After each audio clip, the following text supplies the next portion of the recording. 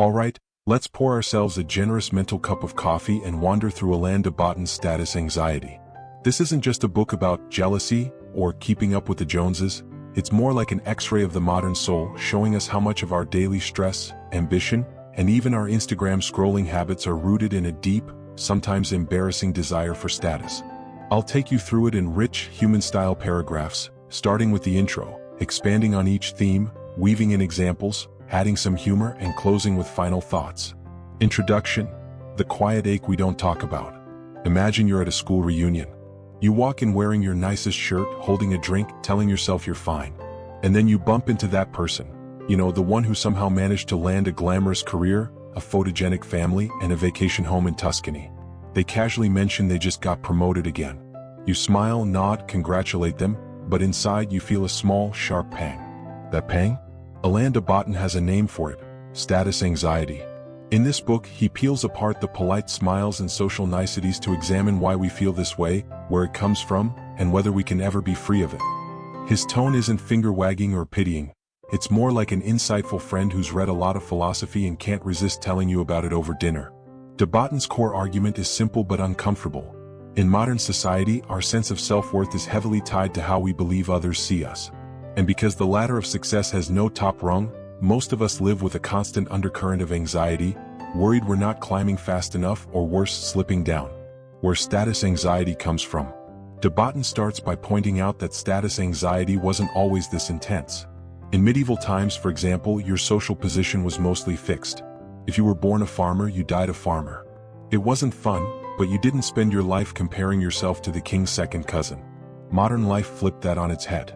With the rise of democracy, capitalism, and social mobility, we were told we could become anything.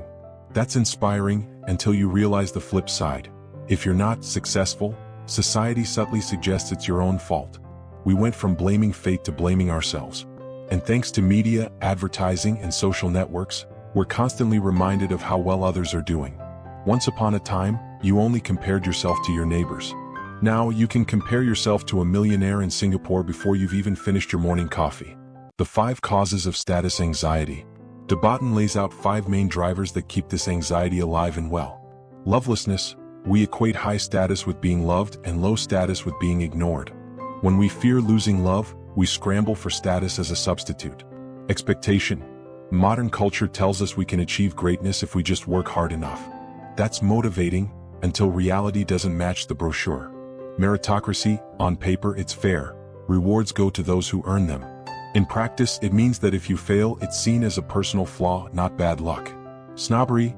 We live in a world where people often judge us based on our job title, income, or the brand of watch we wear. Snobbery reinforces the idea that only certain achievements matter. Dependence on opinion.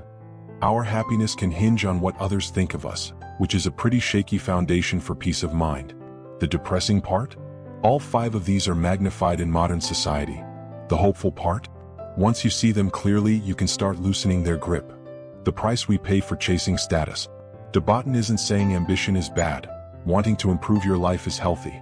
The problem is when the quest for status becomes our main measure of worth. Status anxiety can make us work jobs we hate, spend money we don't have, or pretend to be someone we're not. It can sour friendships. Why did they get promoted and not me? And even strain family bonds. Left unchecked, it leads to an exhausting treadmill effect. Running faster and faster, going nowhere emotionally.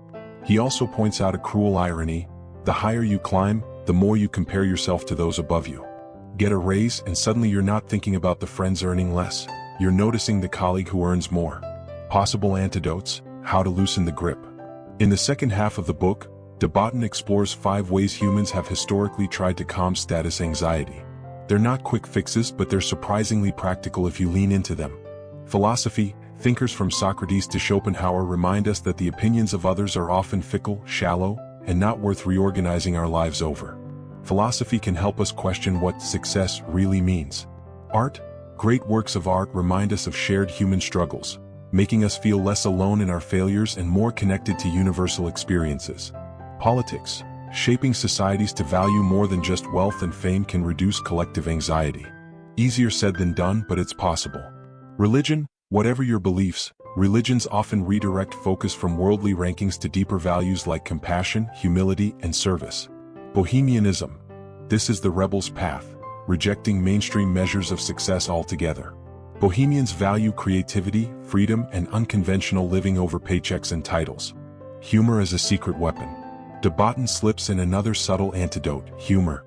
When we can laugh at our own pretensions, failures, and ego trips, they lose some of their sting. Joking about the absurdity of status symbols, a $2,000 handbag or a corner office with a better view, helps us remember they're just social games, not measures of our soul's worth. Final thoughts: the quiet liberation. By the end of status anxiety, you don't necessarily feel cured. Status anxiety isn't something you beat once and for all. It's baked into human nature.